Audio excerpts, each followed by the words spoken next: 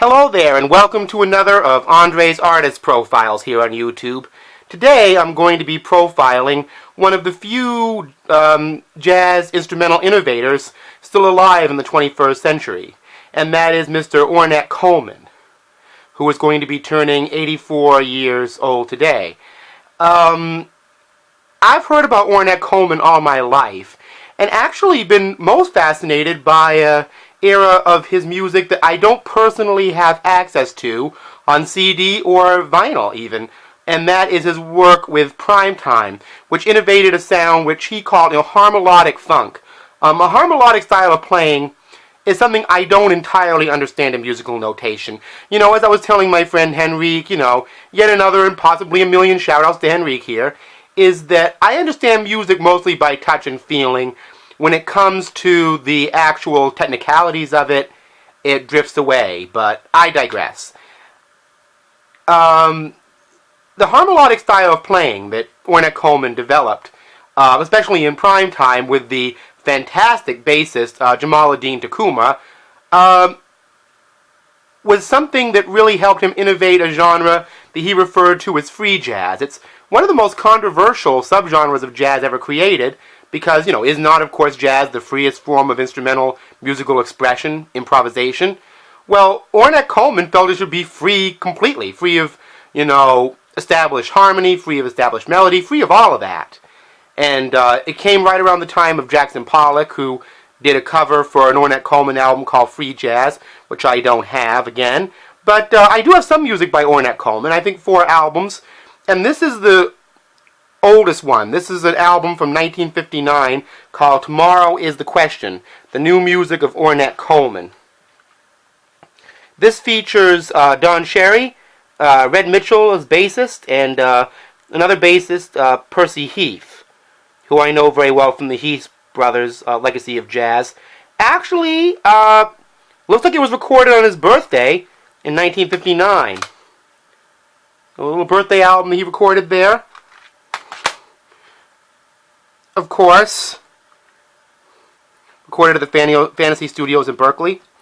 The Shape of Jazz to Come. This is a very, very significant album, especially to free jazz. Honestly, when I listen to this album, the fact that I appreciate music more by feel and touch than technicality really separated me a lot from this album. I mean, this is a very difficult album to understand, and if I recall, when I reviewed it on Amazon.com, I didn't give it a good review at all, and mostly because I just couldn't relate to it musically, and I heard a lot of people have the same feeling.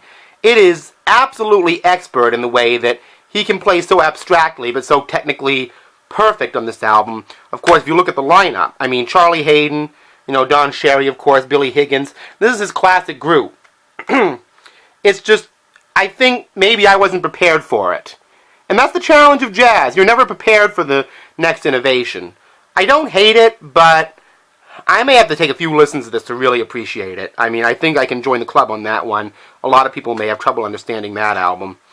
The next album is Change of the Century. Came out in 1960.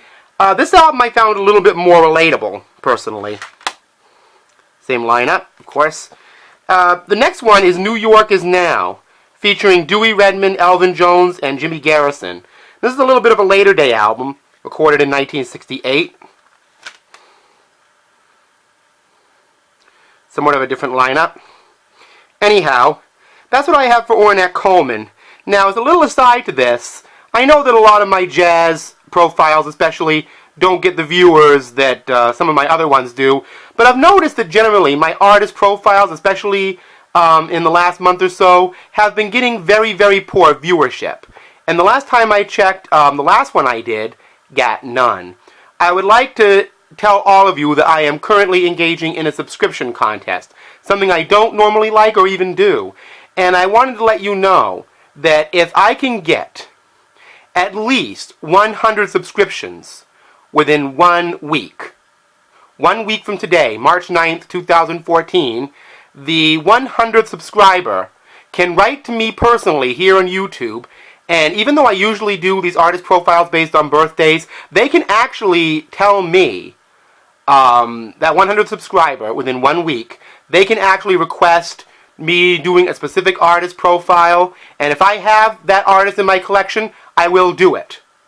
I will do it. I don't have everything, but make a request and I will see what I can do. And if I can't do it, and I don't have that particular artist, I will let you know, and I will do a shout out to you in that video, and that will be your prize. I know that doesn't sound like much of a consolation, but I really need subscribers. And please, if you watch this video, recommend it to other people. I would like viewership, I would like comments, I would like interaction.